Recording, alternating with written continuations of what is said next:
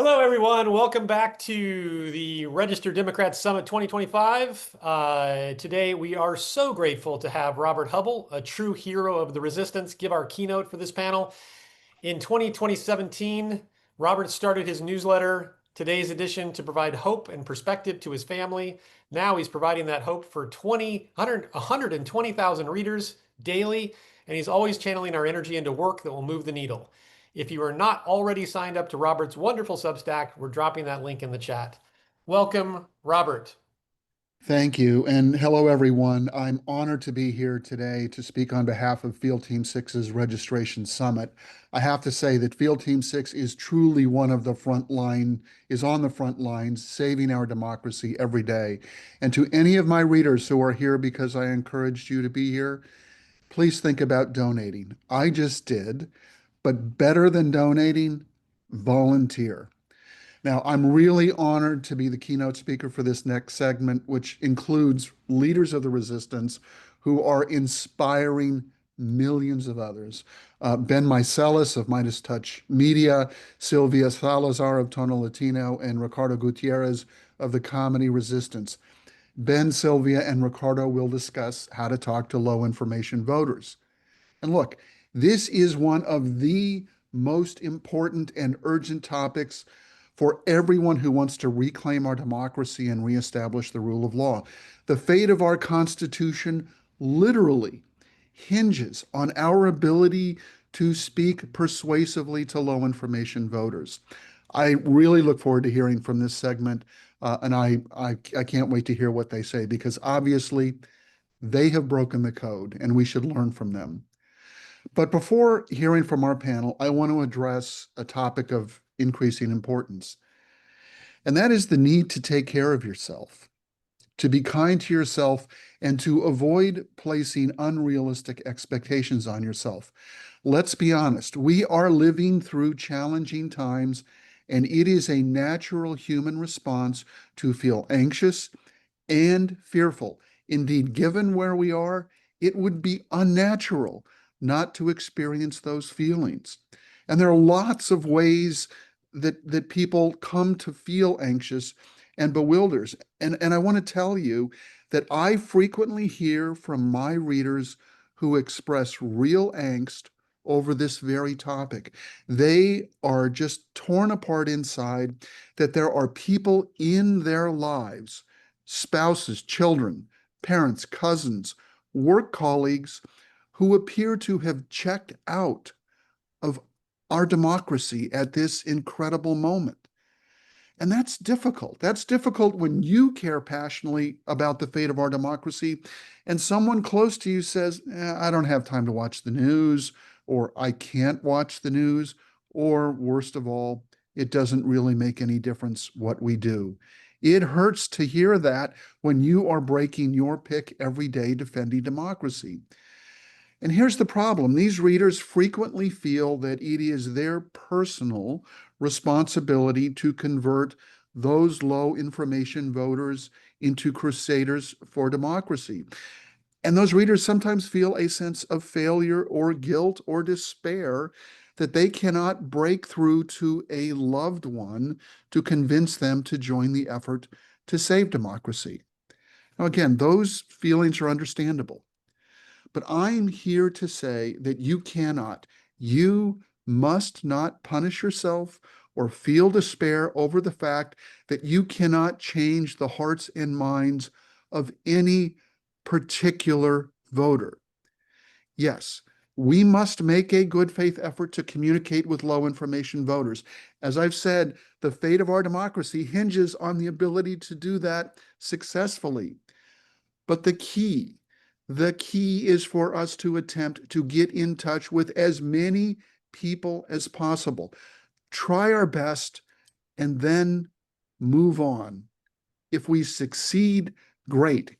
If we do not, there are plenty of low information voters out there in the 90 million Americans who did not vote in 2024.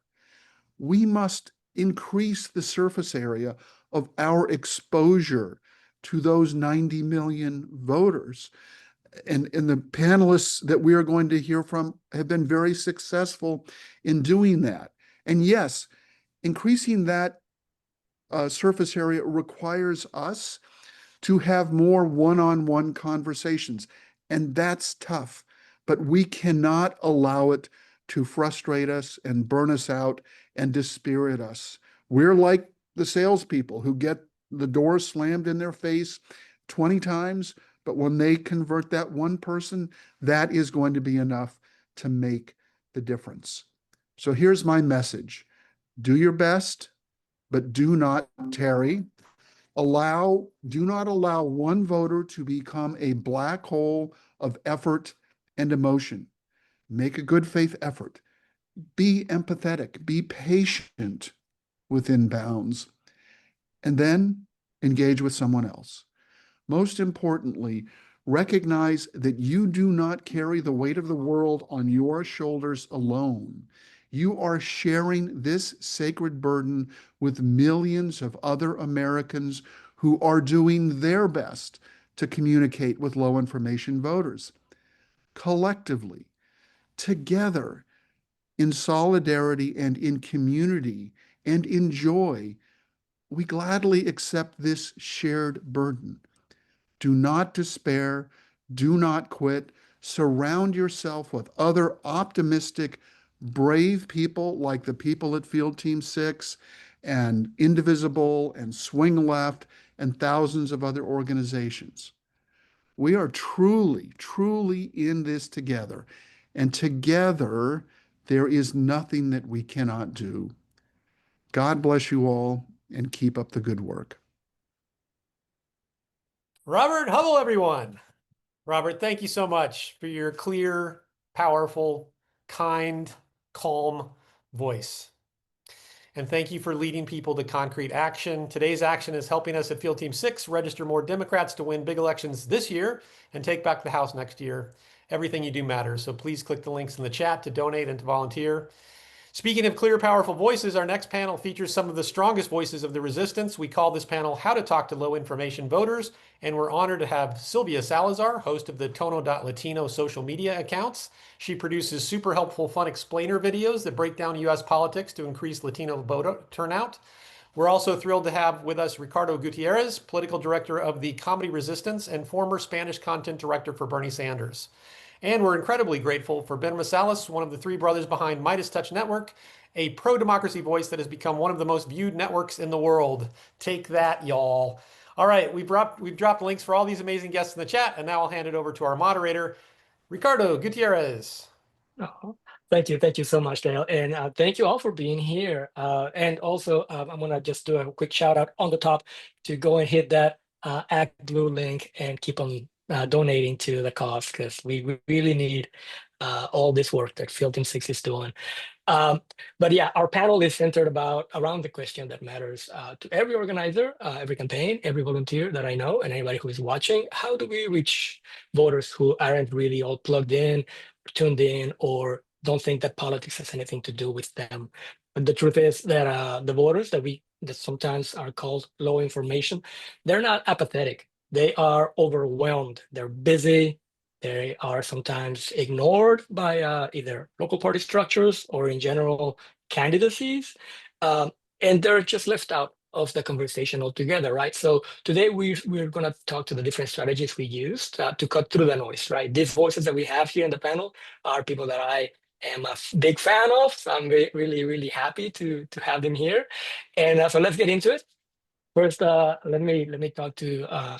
I'm gonna be bouncing back and forth with the two of you, but ladies first. Sylvia, I have had the honor of calling you my friend for years. I'm a big fan too, so thank you for your friendship, and thank you for all the work you're doing. So let's start by if you can tell us what is Tono Latino and what was the inspiration behind it. Tono Latino is basically a media company trying to break down politics in a friendly way, like we're having a little cafecito, coffee, and I do it in English and in Spanish because my goal is to increase Latino voter turnout. As Robert Hubbell and everybody here in Field Team 6 has mentioned repeatedly, we want to get more people voting, especially those 90+ million people that decided to sit out last election. And I started by accident. If you follow me, you know that I'm a computer engineer immigrant that didn't know anything about US politics. And then I wasn't that ignorant. I mean, becoming a citizen, you are required to pass a test and answer a lot of questions. So I think I know a lot more than many people out there. But I became very, very engaged after the 2016 election. And I saw that there wasn't enough information for Latinos by Latinos. And I'm just going to put it out there. I just went a little crazy and decided that I was going to do it myself. And it's now been 8 years. So it's been a rocky adventure. Let's call it that way. I have figured a lot of things along the way, but it's been really rewarding. And yeah, that's why I'm here. Oh no, it's phenomenal stuff. Honestly, I have seen it up close, and it doesn't stop amazing me every time. But also besides that, great informative content that you make and you're producing, you're also very focused on consulting and talking to organizations that seek to contact and mobilize, more importantly, mobilize Latinos. So what are some of these lessons learned that you have been, that you just mentioned that you have found along the way, and how do you take them to these advocates and activists that are trying to do this amazing work? Lessons in terms of like messaging Latinos, because I think it's two different things. With my audience, I try to just break things down, and it's funny that Ben is here because I use a lot of like what Ben and his brothers and his entire team discusses. Ben is a lawyer, so he gets a little legalese just like Robert Hubbell, and then I'm like, okay, let's translate from the legalese to the English, and then the English to the Spanish sometimes, depending on what I'm talking about, and just like explain what is happening, how it affects people, and what they can do about it. So that is on like my content creation side. But I also know that there's a lot of organizations and a lot of groups like Indivisible, Swing Left, Field Team 6, and many others who want to reach Latinos, and they're like, hey, we've been translating our tweets and like nobody's engaging, so we don't think Latinos care about politics. And I'm like, no, wait, Latinos are not on Twitter, and I refuse to call it the new name. What about WhatsApp? And they're like, what is WhatsApp? And I'm like, okay, that is the problem, because literally that is the one, it's not a social media, but we run our lives on WhatsApp. It's like, imagine Slack and group text messaging and Google Docs all together. And it's the first app we open in the morning, the last app we close before we go to bed. And just to give you a very scary number, my husband and I have 107 WhatsApp groups in common. If you want to understand how much we run our lives, like there's a group for every single vacation, for every single tax year, for our daughter, for things about our daughter, like funny stories to remember. So we run our lives on WhatsApp, and all the communication with Latinos runs through WhatsApp. And that is a key thing to understand, because when you talk about disinformation and misinformation, Latinos are getting it from two different angles, from the US, from all the social media networks, but also we're getting it from our tias, abuelas, mamas, and friends in Latin America, sending us all sorts of disinformation through WhatsApp, which is not moderated.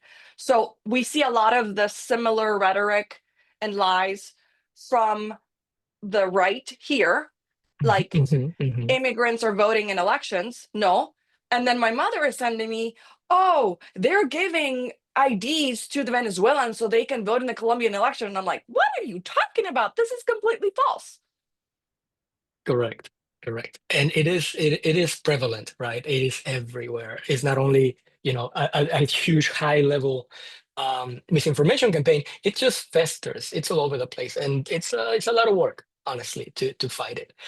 So thank you for all that nuance that you're bringing, ensuring that people are being reached effectively. I am a member of your broadcast channel, as you know. So thank you. I love the way you say the cafecito, and then Ben and I, we go and reach out for a coffee. Guess that's what we do. It's the time of the day.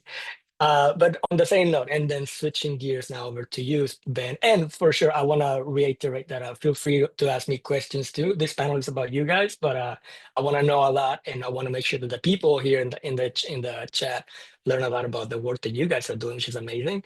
But also feel free to ask me anything that you may want to know. I wouldn't know and wouldn't imagine why you want to know more about me, but if you have any questions.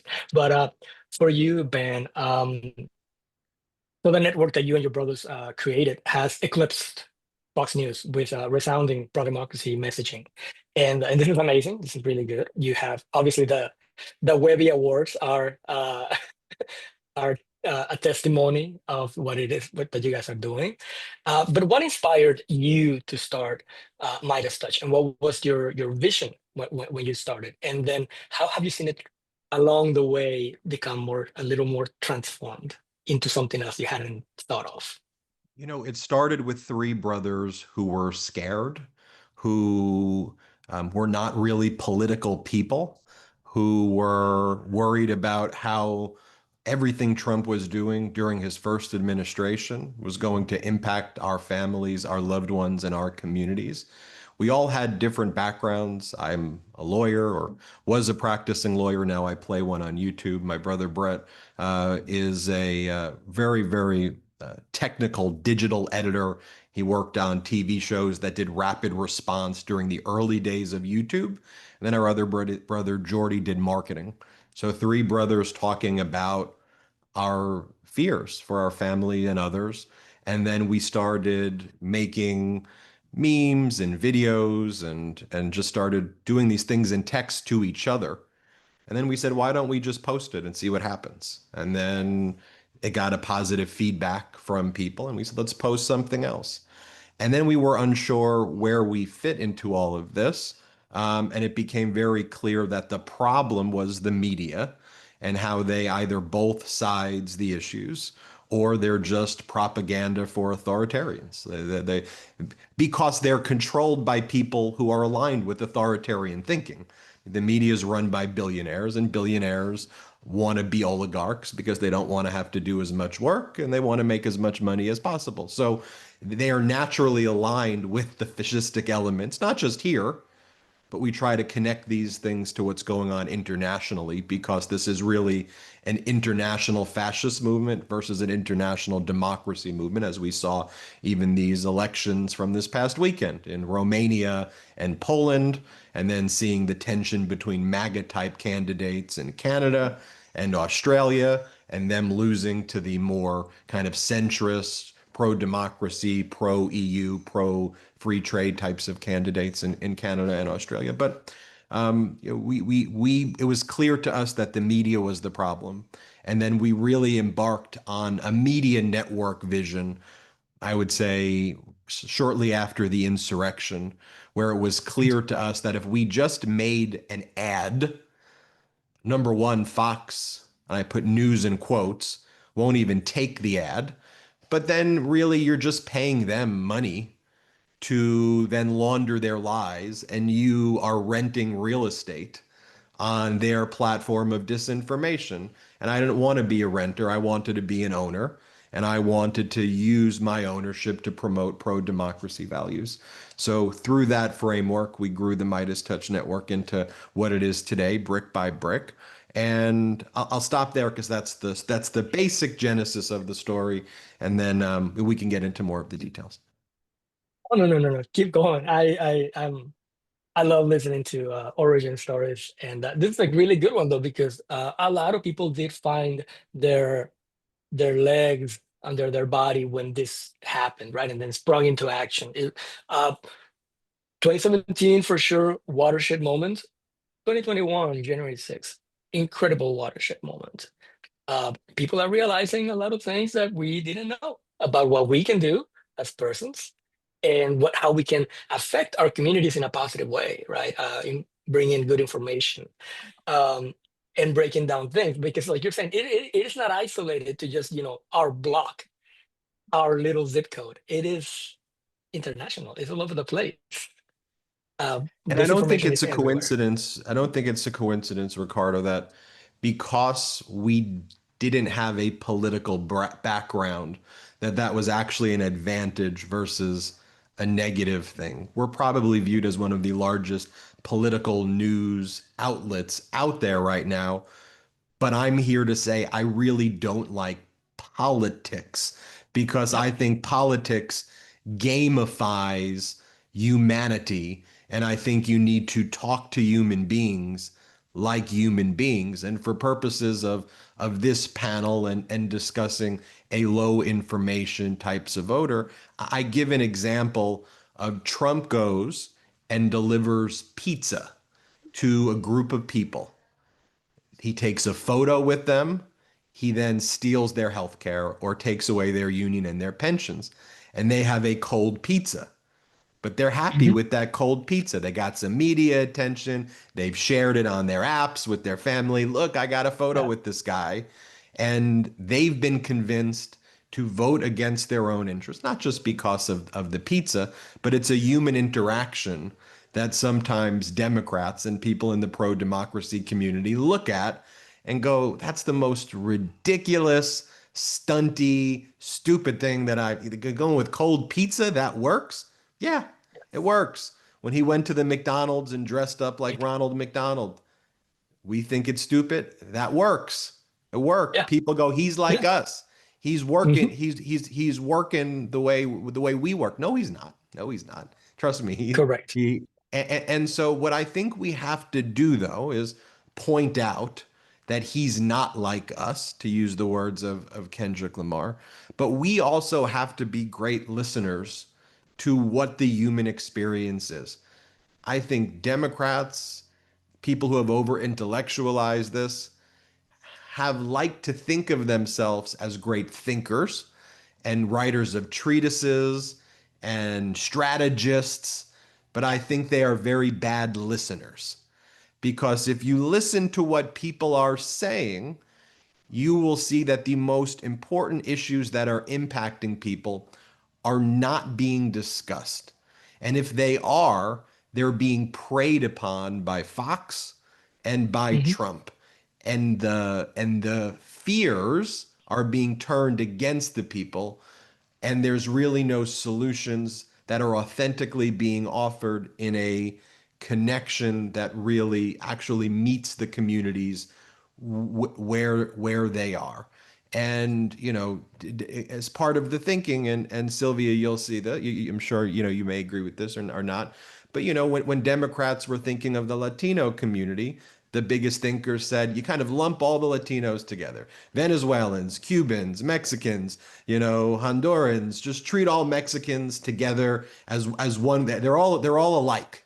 No, you're not listening to what's going on in the communities, and you would know that if you just listen to people. And that's an example. I'll just give you an example. When I covered the Canadian elections, because we're the number one podcast in Canada, an American news company is the number one podcast. How is that? Because the same approach, and I think, Sylvia, when you see a Midas touch, a coverage of what's going on with a Venezuelan migrant versus a Honduran migrant versus a Mexican migrant versus we've listened enough before we just started to speak in a way that is culturally offensive by not recognizing what's really going on in the communities. So like when we covered Canada, before I even said a word, I wanted to fully understand their parliamentary system, what was going on, why it was that Trudeau would take that trip to Mar-a-Lago, the dynamics between the Liberal Party and the Conservative Party, the Green Party, the NDP, the Bloc Quebec. I do the same for Australia. And then I speak with a level of authority after really going on this listening tour and understanding, making the connection, not at the political level, at the human level. Because once the viewer says, you know what, they they understand what I'm going through, then you've opened up a whole way to then talk about anything else. Once they're like, he gets me, she gets me, they get me, it opens up the connection, and then you can have that authentic communication. I heard on the last panel, there's a reason why people are wary when the salesman goes and knocks on your door, because you've probably had bad interactions with salesmen knocking on your doors before. You may have had good interactions, you may have had bad interactions, but when the salesman starts with a hard pitch right away, you're a little bit, you tense up a little bit. Like, what are you trying to sell me? What are you trying to do here? But when there's an authentic connection and it's someone from the community, it's someone you recognize, when the salesman's able to communicate to you, hey, so and so on the block uses our service, and this person, you go, okay, maybe this person does get me, a little bit. So that's me wandering off a little bit there. That's why I No, told no, you, Ricardo, you no. got to keep me in the, That's okay. but the reality is that's our approach to all of our coverage. Yeah. Listening, and then trying to cover it authentically. But the key word that you said right there is important. The connection. And a connection has to have two ends, right? So it has to be a two-way street. We cannot just be downstreaming and just hammering down on people. Vote for us because we're better, because we do this. Uh, Issues change. Things are, our life in general, society in general, our economy. These are all dynamic elements of our lives. Things are in constant change. And the way that we talk about an issue today is not the same that we were speaking about an issue 20 years ago.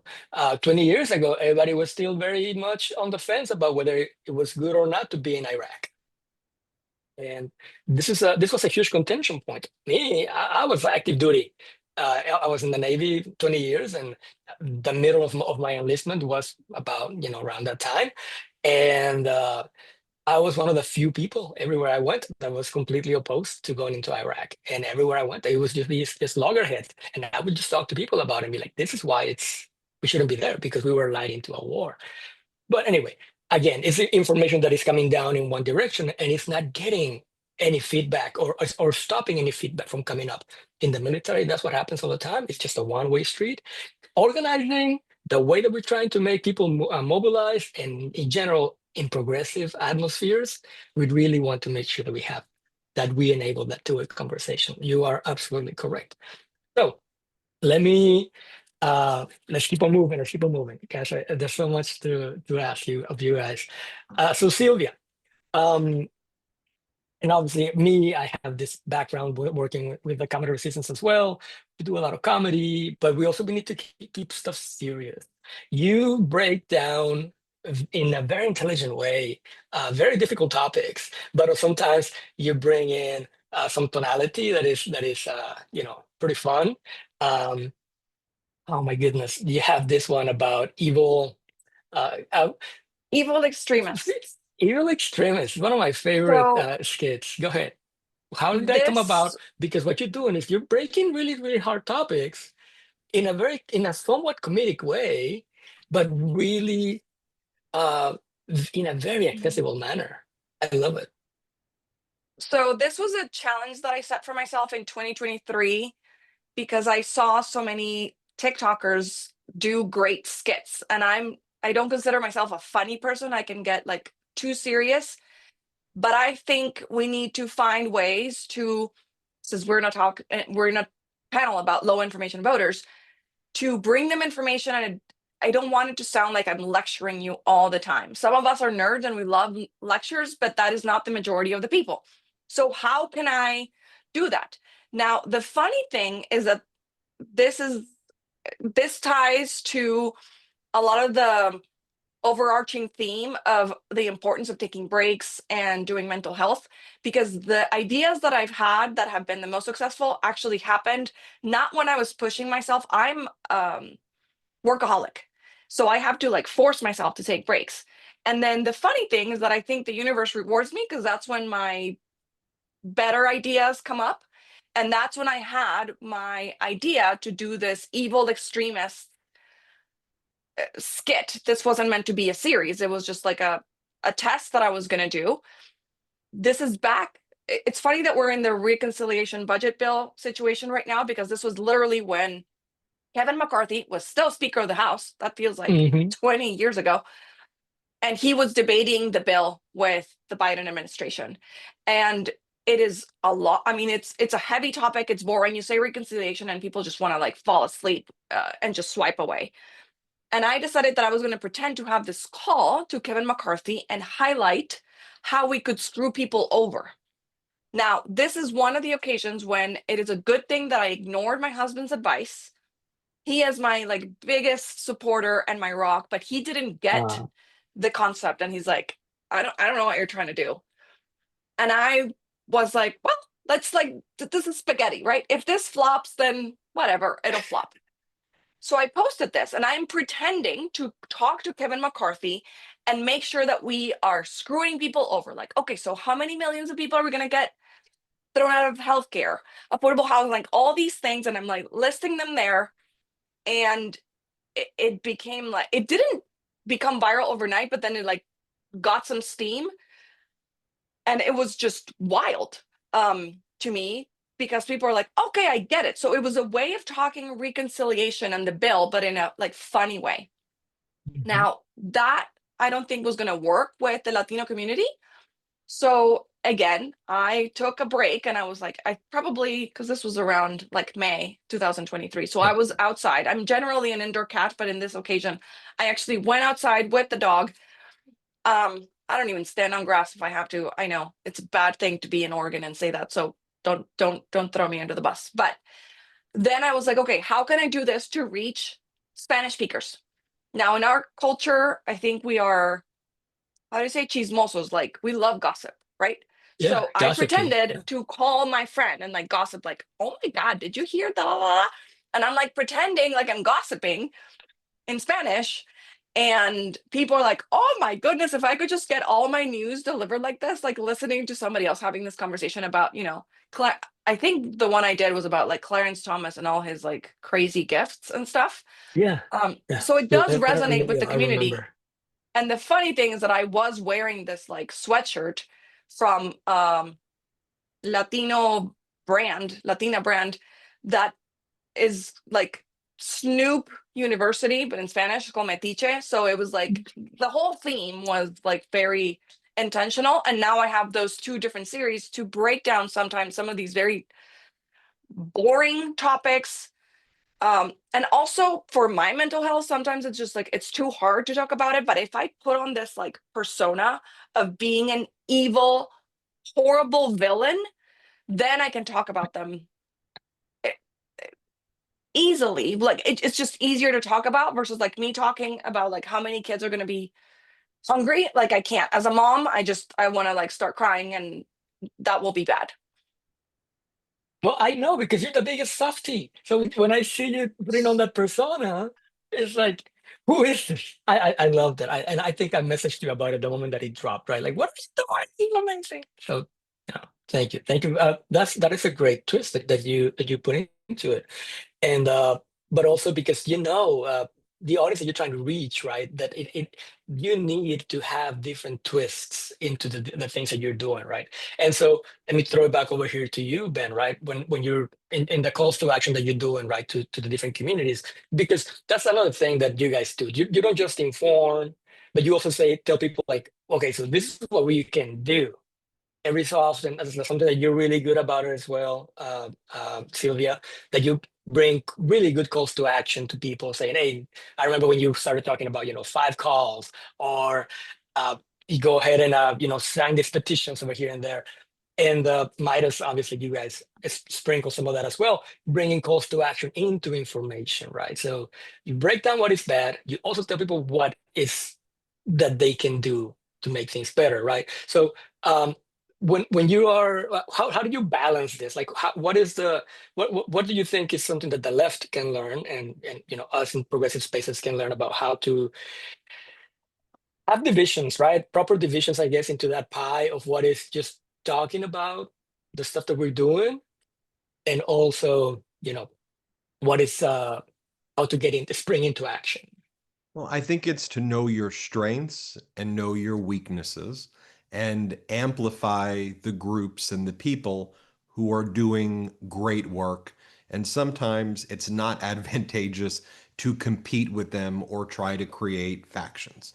And you have to respect the work that groups are doing and not make it or center it around Midas or you, but center it around the groups and the work that they're doing. So Field Team 6, as everybody knows, they've got their specialties and they are great at doing a lot of things.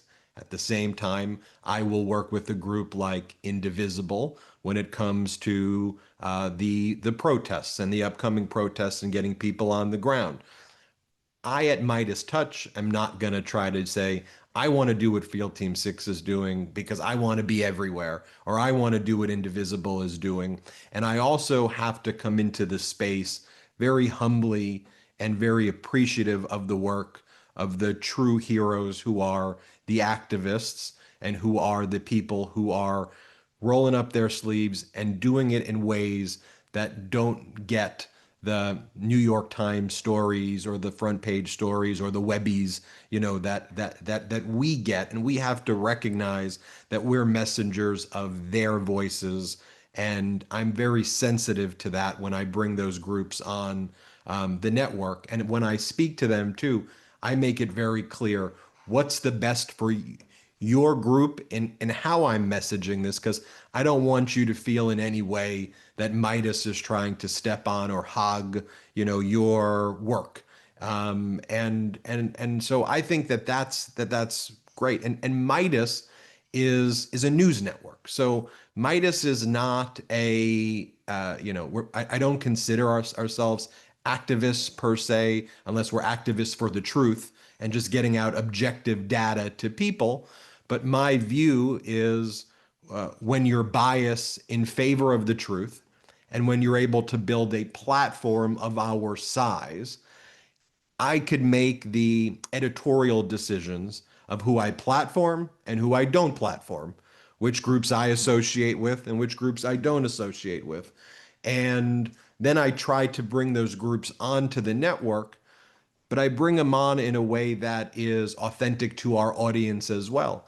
If I just brought them on with a split screen, and I know a lot of people here may say, hey, I would so much appreciate that over you doing a video that talks about a Trump crypto scam or a MAGA Mike Johnson thing. And I hear that, but the reality is that our data says that in terms of getting in front of the voters that this panel is trying to reach, if it was a thumbnail of me and an activist, and I said, Ben Meiselas interview so-and-so activist, it's going to get 10,000 views.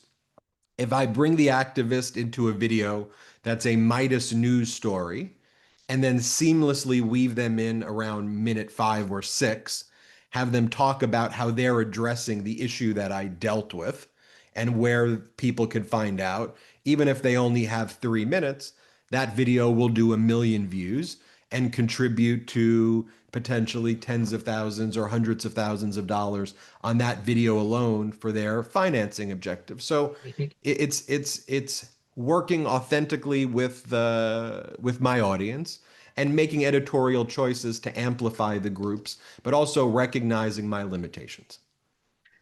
But also that is a great way to understand data, and through that empower the groups that you are trying to support, and that's how you interweave that call to action. It's amazing. It's a great understanding, and that's one of the things that I really like about the work that you guys are doing. And let's move on as we are almost getting there to Can I just ending add one this. thing? Because Oh, I see please, yes. on the chat there's a lot of movement, and I want to make a clarification because of how we're talking Thank about you. low information voters and Latino voters, which is what I am very passionate about, as you can tell. Yes, ma'am. There is in a lot of cases, and there's no judgment here, a lot of people think that the only way to reach Latino voters is to make content in Spanish, and that's actually not the right strategy, because the majority of Latino voters in the US prefer and engage with information in English. And I think that's an important thing that we should be aware of. If you want to reach more immigrants and first or like the immigrants like First myself, generation. or so the first generation grew up here, so they will engage in English, but their parents and their family members and the immigrants or the naturalized citizens will engage with the information in Spanish. So keep that in mind. Now, I'm not saying blanket for everyone.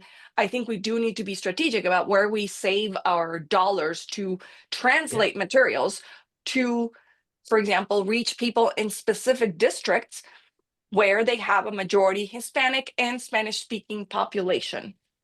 So just wanted to like chime in because I saw a lot of discussions in the chat, and I've been sharing a link, and I can send it to the Field Team 6 team. It's from the Pew Research Center. If you just want to Google that, it's like, how did Latinos prefer their news or something? Pew Research Center has that information, and it's from last year. Oh, and that's why you're a scientist now.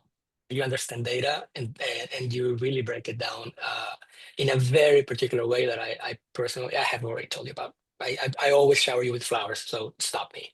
But there's a huge difference that I really like to point on. For example, here in San Diego, we have some communities where currently they're being accosted by ICE, and especially deeply migrant community centers like City Heights and a lot of places south of I-54, and there's a lot of ICE presence there.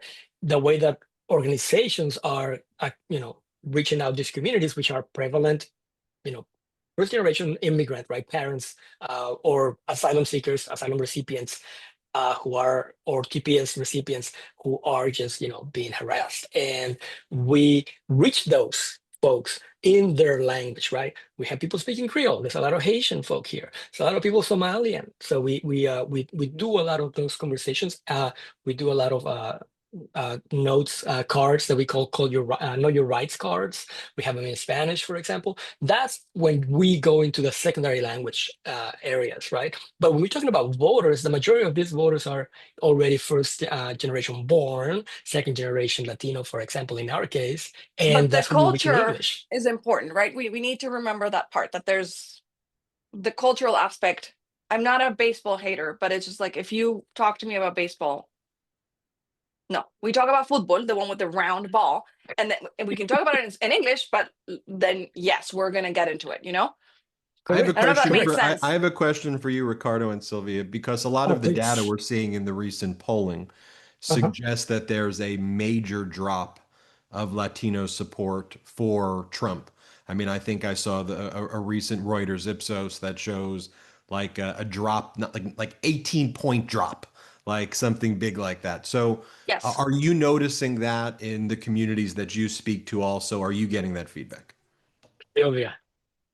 I've seen the data. Univision did a video about it that was very interesting. I shared it on my Instagram. I should have tagged you on it. But it is, here's my thing. I don't know if this is bad to say, but I just don't want to get my hopes up, because I have my heart has been broken so many times that I really want to believe this. And it's not that I don't trust these polling organizations, but I just honestly wonder, and I want to see more of this, because the Right. loudest voices on social media, I don't trust that the voices on social media represent the actual people. I think most of the people in the middle just stay quiet. But all of the data coming out from very reputable organizations does reflect that, Ben. I don't know if that sounded like a political answer. No, but it's great. So let's move on to something very important that we need to touch on. And thank you for all this, because not only we're talking about how to reach low information voters, there's also a lot of low information in our spaces about how to reach those voters. So this has been an amazing conversation, but we are trying also to do a lot of reach to low engagement folk, right? And Field Team 6 has already begun some of this amazing work. So they have started their own podcast network, or their own podcast studio, to grow the left's podcast presence. And it's called Allegedly Studios, which I love That that name name. is so awesome. It's Allegedly amazing. Studios. Corey is one of my favorite genius persons in the world. And you, lady, are developing a podcast with them. Can you please spill the tea about it? Yeah, let's el cafecito. I don't do tea. I'm like Ted Lasso. But yes, so Field Team 6 has their own new podcast studio, and they have one podcast already out. It's called A Thought for Your Pennies. And it's a show about savings and how to budget for an expensive world, which I think the timing with all the tariffs and the cost of living couldn't be better. There's mine that I'm working on with one of my best friends whom I've known for over 40 years. And it's called Ahorita Te Cuento. It's going to be in Spanish, which is like, I'll tell you in a bit. The trick is that a bit is a very hard to define word in Spanish, because it could In be like right now, Spanish. or in 5 hours, or in 5 days. There's another one called Ray DHD, a show of a former MTV VJ. Who remembers MTV? Where they're talking about music, culture, pro wrestling, and pushing back against the manosphere. There's another one called Sprawl and Order, a show about urban design and where things go wrong for people in their daily lives. The Last Party, a show about pop culture, hedonism, I don't even know how to pronounce that word, and how culture and politics are merged together, featuring Brita Filter from RuPaul's Drag Race. And the whole thing, as Ricardo mentioned, is trying to build a podcast network to reach these low and no information people that have checked out of politics, except that politics didn't check out of them or their lives. And the episodes, or like these shows, are not political. They're not necessarily about politics. It's just about what happens every day. And then if you're on this planet, and especially when you're in this country right now, politics is going to touch you. So how do those things intersect? Correct. And all of that is freaking amazing. And I can't wait to watch everything else that is coming up. Just, and I love this. And it's not, I'm not just saying that because it is on my script to read, but thank you for writing that, Jason. But we actually have the creator of the podcast that is already running, A Thought for Your Pennies. Look it up in all the different platforms. Her name is Shauna Ambrose, one of my dearest friends in the world. And I think Shauna should be coming into the chat as well.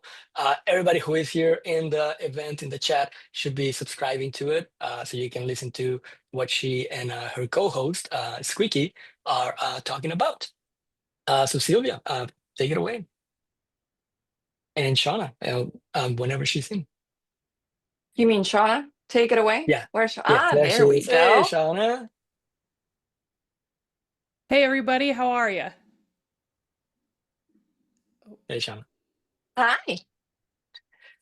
So, I thought for your pennies, right? It's an amazing idea that you came up with, because you are a veteran, a mom that used to be a single mom for a while. You really, and also you came from a pretty humble upbringing, if I may. You have I really grew gone up through it. on military bases. Both of my parents were in the Air Force, and the economics, the people are affected. I grew up on WIC, and which is now Family and Infants, or the food snaps, and things like that. And so I have worked to create a podcast that really meets people where they're at, because it was actually Field Team 6's idea. We just need to talk to people who have economic anxiety, but not in a policy top-down kind of way. And just like, yeah, I'm a mom raising 2 kids too. Like, how am I going to make it with the price of eggs being the way they are, right? And so how we talk about politics on the show is we talk about where the rubber hits the road of where the policies actually are at, and not the promises that have been made, right? And it's just more often Democrats have made good economic policy.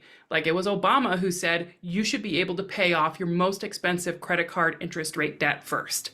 That was an Obama era policy that actually helped me at that consumer level finance quite a bit. That wasn't a Republican thing. And Republicans promise a lot. They promise no taxes on tips. They promise to lower taxes for the poor. They haven't done it yet, and they're not going to. It's Democrats who actually are using our taxes well, who are actually having this good fiscal policy. So we don't pay attention to the hyper hysteria. We really talk about how is the policy affecting you here today. And that's how we combat the disinformation and talk to low info voters. We really meet people where they're at.